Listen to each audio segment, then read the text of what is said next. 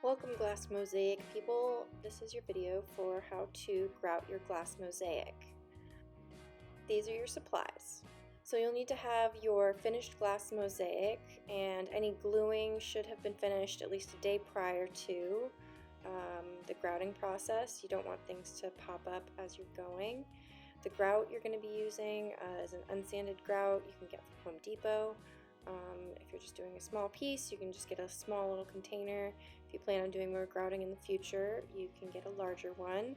It does come in a couple different colors, so use the one that is going to best accent your piece. All the other supplies should be a tool that you're using exclusively for grouting. You don't want to mix up any of these tools with any of your clay stuff or other glass stuff, because then you'll inevitably end up with grout in another project that you did not want grouted. Alright, to get started, set up your work area with some newspaper or something that you can clean off your grout or any spills, and you're going to add 1 tablespoon per 4 square inches of space that you need to fill up for your grout.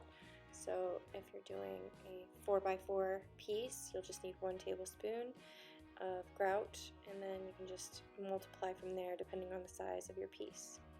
You're going to add your grout to your cup, and then you're going to stir in a little bit of water at a time.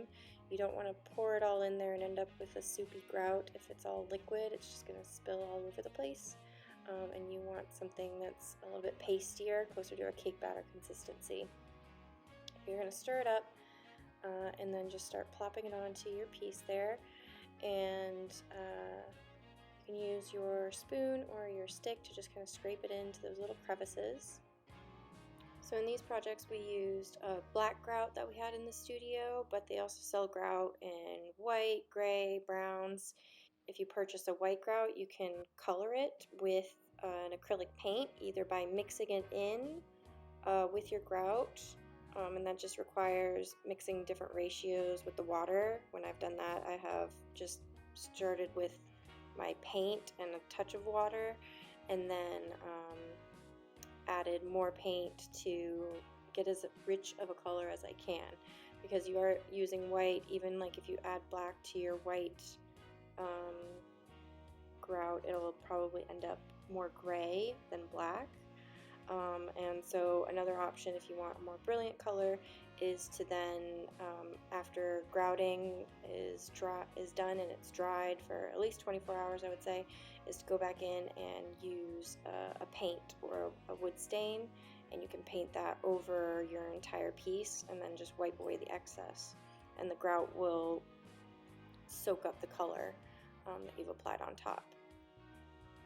Once you've applied your grout, you're going to want gloves for this next step. You're going to be pressing all that grout into all of the cracks. So you kind of want to massage it, circular motions back and forth, but you're trying to push all that grout into all the cracks and make sure you're kind of pressing out any air bubbles that might be underneath. If you have any spaces left over, adding them later is a bit of a nuisance when you only need a tiny bit of grout. So it's good to get it all on the first go. But you're going to press it all in there, and then you're going to just start scraping away from the surface. So remove the excess grout. You can do it first with your hand, and then this is where you're going to want to use your scraper to scrape off the surface, all the excess grout on the surface.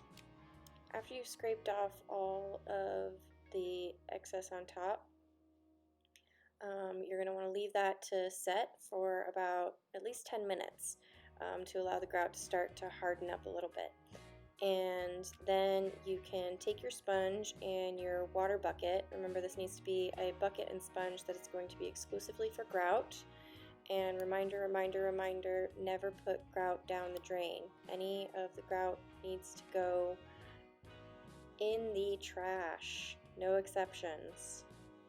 You're going to take your sponge and you're going to wet it and wring out all the water, just so it's damp. You don't want to introduce more water back into your grout. We're trying to let it dry at this point, and if you're introducing more water, it's just going to take longer to dry, and it can also affect the integrity of the grout, so it can start crumbling and falling apart more later. but with your damp sponge, you're going to just gently wipe away the grout that's on the surface. Again, you're not pressing the sponge into the surface of your piece because you don't want to smush a bunch of water in there and you don't want to displace the grout. But just give it a gentle wipe, and then you're going to let that set up another 10 minutes, come back, give it another wipe. You can do this as many times as you feel like. I usually only come back maybe 2 or 3 times until my surface looks pretty clean.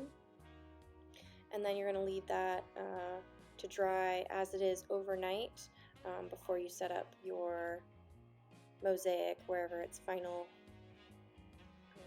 display place is going to be. But you want to let that set up flat overnight just so nothing shifts or moves around on you. Can't wait to see what everybody does with their mosaics. That's all for this video. Thanks for tuning in. I will see everybody in the studio.